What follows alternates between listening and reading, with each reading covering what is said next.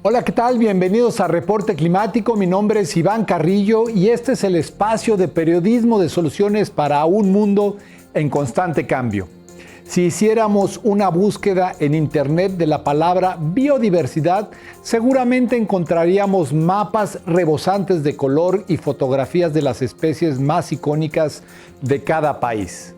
Tal vez nos cruzaríamos con la lista de los lugares que poseen mayor riqueza de plantas y animales, o quizá hallaríamos cifras alarmantes sobre la pérdida de esas formas de vida.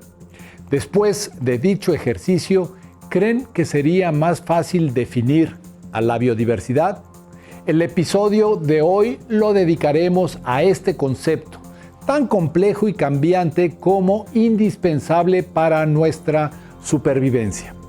Con ese objetivo hemos invitado a Enrique Martínez Meyer, investigador del Instituto de Biología de la Universidad Nacional Autónoma de México. Pero antes de iniciar el viaje, hagamos una escala en las noticias sobre el clima global.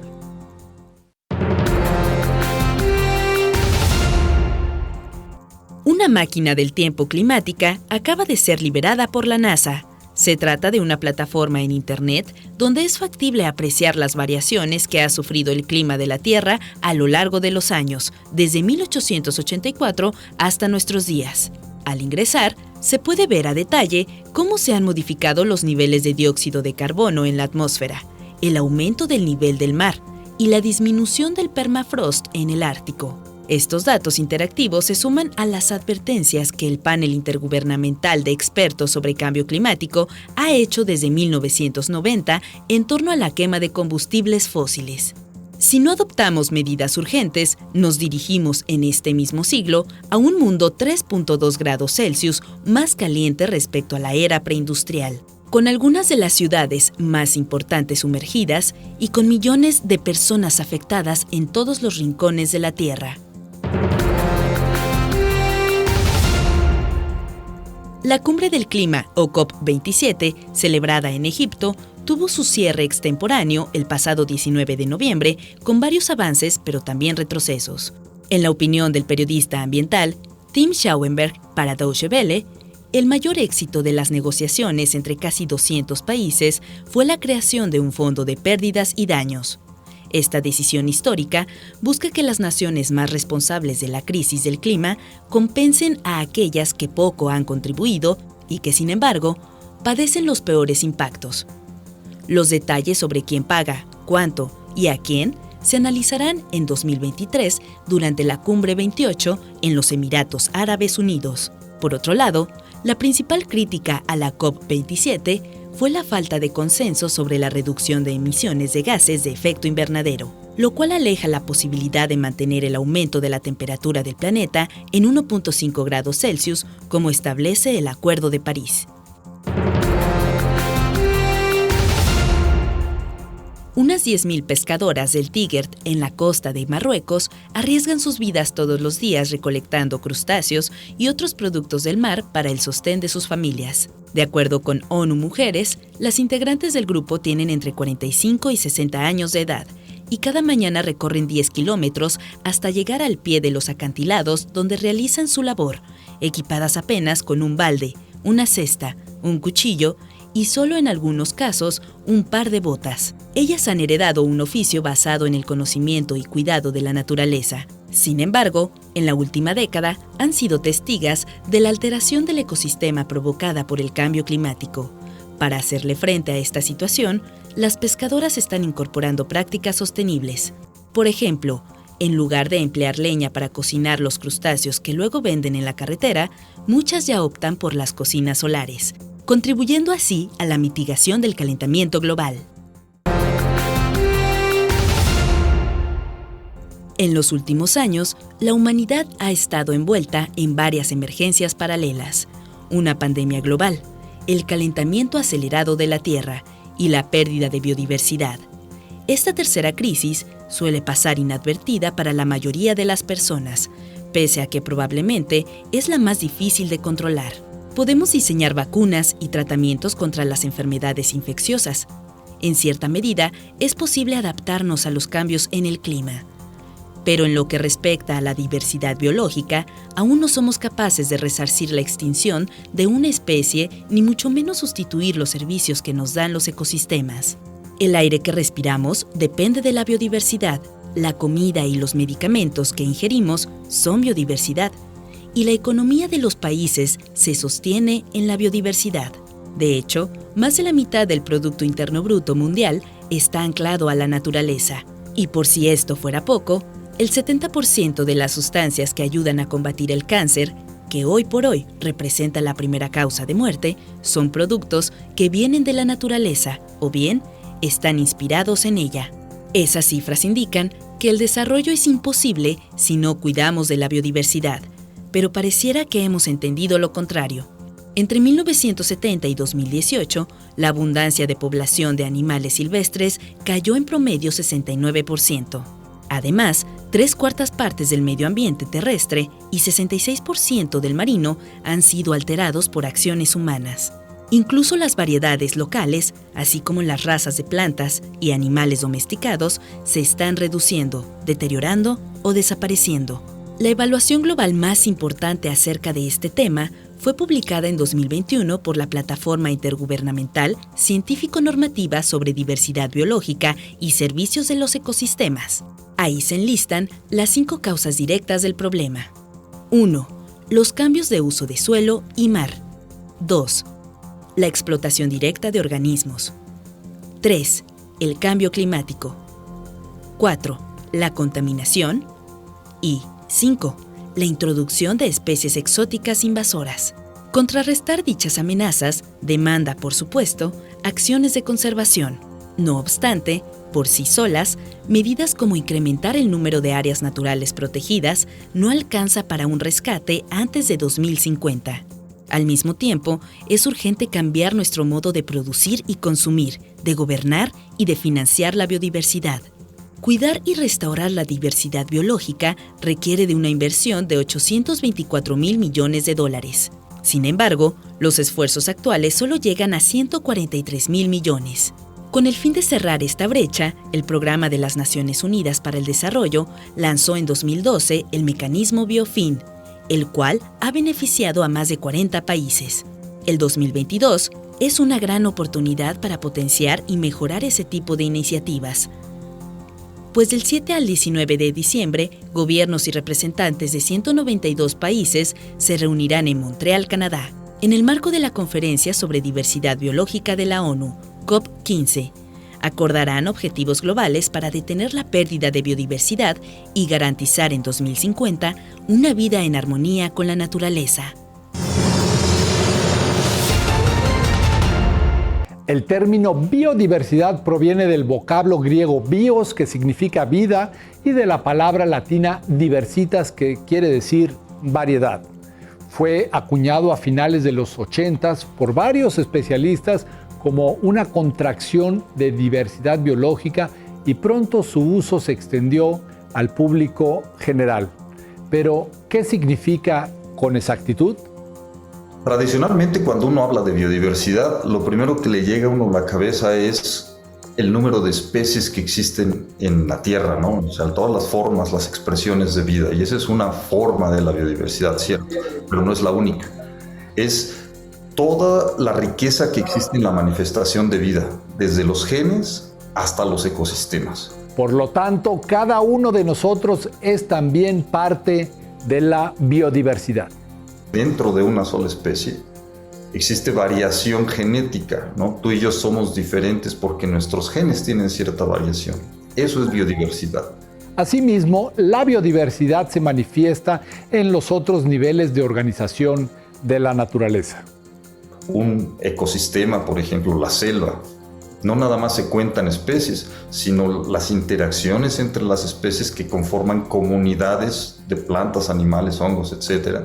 Eso es biodiversidad, y su expresión, digamos, más amplia, pues es la biosfera, ¿no? Es decir, toda la vida en conjunto, en armonía con el ambiente no vivo, una suerte de ecosistema global en el que está inmersa la humanidad y que enfrenta un momento crítico.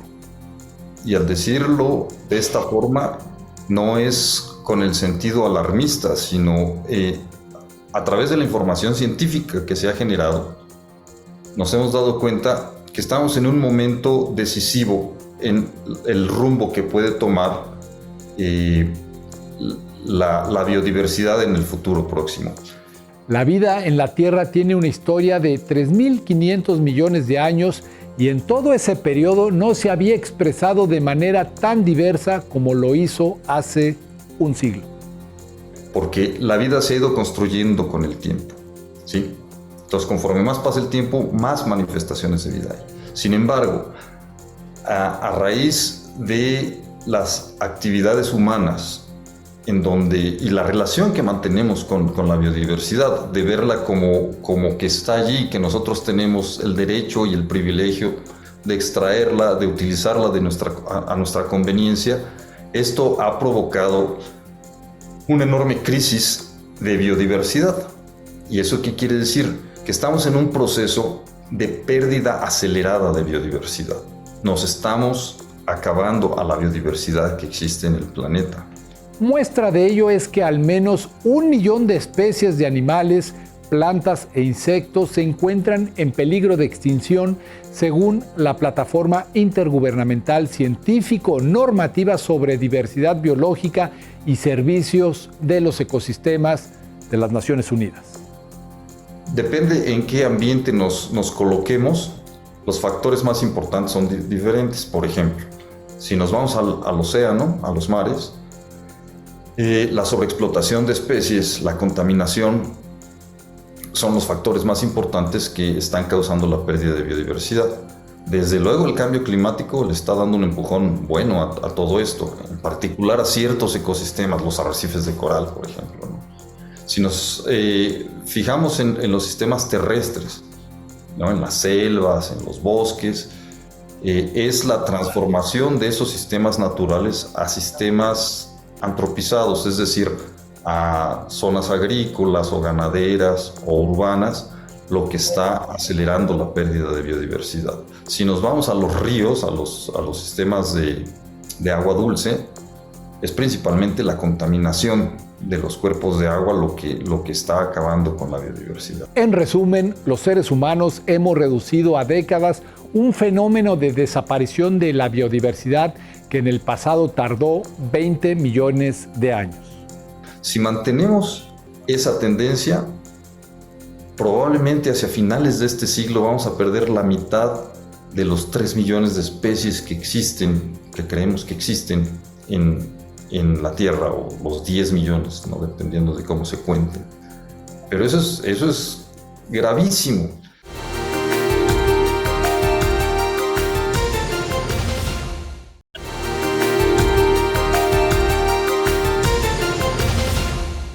Se dice que el cambio climático es el mayor desafío de nuestros tiempos.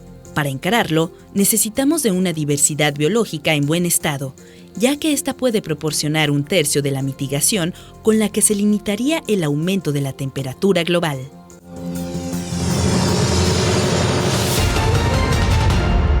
Gracias por permanecer en Reporte Climático. Hasta aquí hemos visto que la pérdida de diversidad biológica causada por las actividades humanas es innegable desde hace tiempo. Veamos ahora qué es lo que podemos esperar en el futuro cercano.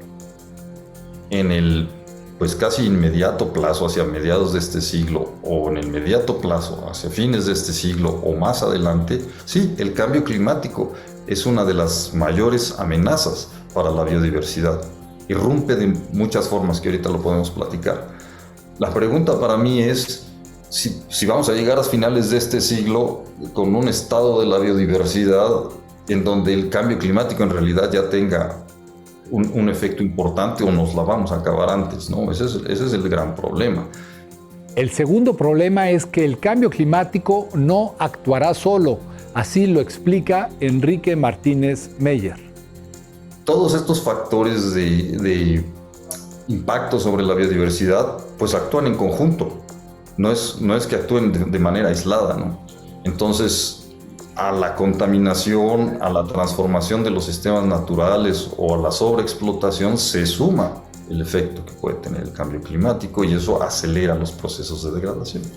La posible catástrofe no será homogénea. Por ejemplo, de acuerdo con el Living Planet Index, América Latina es actualmente la región con la mayor pérdida en la abundancia de poblaciones silvestres y pese a ello todavía estamos a tiempo de frenarla. Si lo vemos a nivel planetario, más o menos el 50% de los sistemas terrestres han sido modificados en diferentes grados. Eso quiere decir que tenemos más o menos la mitad del planeta en un estado bastante funcional. Muy bien. El problema pues es que la trayectoria es a seguir degradando. Cientos de científicos trabajan para conocer el estado actual de la biodiversidad, del cambio climático y de los impactos, etc. Y la conclusión de esos análisis es que estamos a tiempo, pero lo que necesitamos hacer es lo que se conocen como cambios transformadores. Estos consisten en modificar radicalmente nuestra relación con la biodiversidad en particular y con los recursos naturales en general.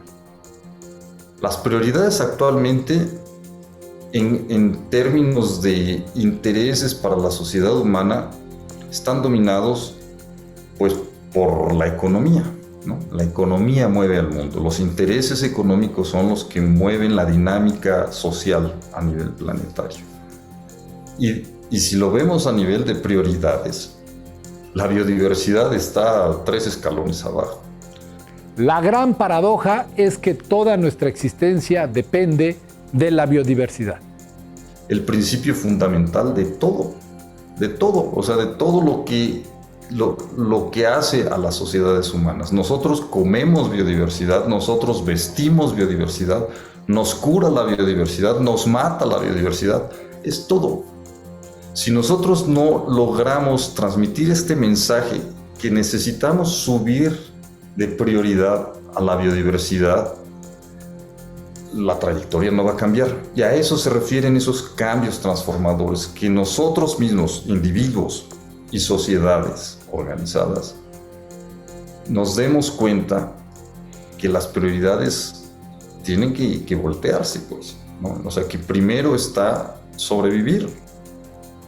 Y para sobrevivir, lo primero es mantener la biodiversidad en un estado funcional.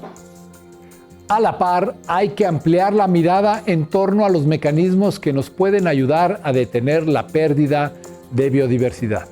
Hay 2 estrategias principales a lo largo de la historia que se han implementado. Una es esa de focalizar los esfuerzos en especies particulares, incluso en ecosistemas particulares. Y la otra es el establecimiento de áreas naturales protegidas, ¿no? Que son, por su naturaleza, son estáticas. Tú estableces una zona en donde se protege todo lo que hay allá adentro. Eso está bien, eso ha funcionado y eso es, gracias a eso es que todavía tenemos el 50% del planeta en un estado funcional, pero no es suficiente. Vivimos en un mundo cambiante y nuestro enfoque debe ser flexible. Las especies, por efecto del cambio climático, están reaccionando y una de las maneras en que reaccionan es que se mueven de sus sitios de donde normalmente han vivido a sitios en donde las condiciones se están volviendo más favorables, o se pierden de sitios en donde las condiciones se han vuelto desfavorables. Entonces están en movimiento las especies. Las especies y los procesos ecológicos y evolutivos, no nada más las especies, ¿no? Es decir, por ejemplo, las interacciones que se establecen entre los grupos de especies que viven en un lugar, unas se van, otras regresan, eso cambia. Si nosotros podemos facilitar que esos procesos naturales se mantengan, esa es una manera de hacer conservación distinta a la actual. Entonces, en lugar de focalizarnos en áreas estáticas, entender cómo pueden ser estos movimientos para proteger rutas de movimiento en lugar de sitios. Además, es importante abrirle la puerta a otros saberes que, pese a no ser hegemónicos, han demostrado su efectividad en el cuidado y uso sostenible de la biodiversidad. Tradicionalmente, como hemos trabajado desde la academia en el ámbito científico, es que nosotros nos acercamos a algún problema y buscamos desde la ciencia la solución del problema. Y no ha sido lo efectivo que quisiéramos. La ciencia transdisciplinaria es conformar grupos, no nada más de especialistas en diferentes disciplinas, por eso el nombre, dentro de las ciencias, sino fuera de las ciencias.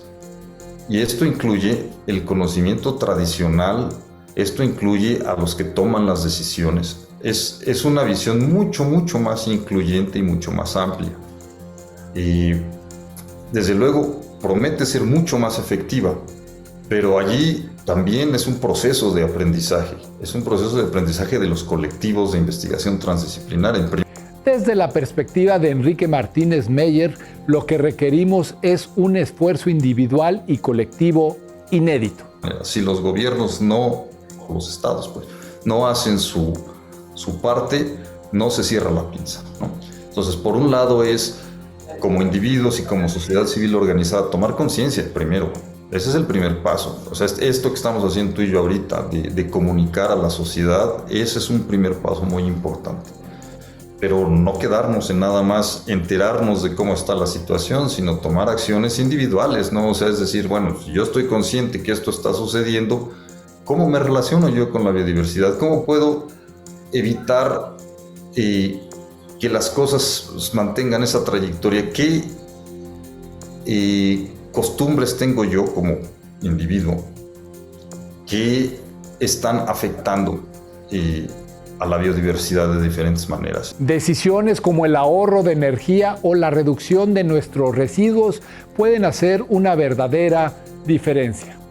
Entonces, si yo me fijo en qué es lo que estoy haciendo, pues soy más consciente de eso. Si me organizo como sociedad civil con grupos que piensan como yo, tenemos la posibilidad de presionar para que esas prioridades de las que yo estaba hablando hace un rato empiecen a cambiar. Pero no van a cambiar si no es desde la política pública, eso yo también estoy convencido. Entonces, ¿cómo hacemos entender a las personas que toman las decisiones de cómo se gestionan los recursos y el territorio en el país, que las prioridades deben de cambiar? Ahí me parece que está una de las claves más importantes del cambio. La cuestión es que este tipo de ajustes a menudo se tornan lentos mientras la pérdida de biodiversidad avanza contrarreloj. Todavía tiempo, pero el margen de maniobra es cada vez más chiquito. Entonces, si nos esperamos una generación, 2 generaciones, 3 generaciones, que eso sí está ocurriendo, o sea, los niños y los jóvenes piensan diferente que nosotros los adultos en sentido ambiental, pero a lo mejor estamos retrasando ese proceso, ¿no? Esto fue Reporte Climático, periodismo de soluciones para un mundo en constante cambio. Mi nombre es Iván Carrillo y les espero la próxima semana. Muchas gracias por habernos acompañado.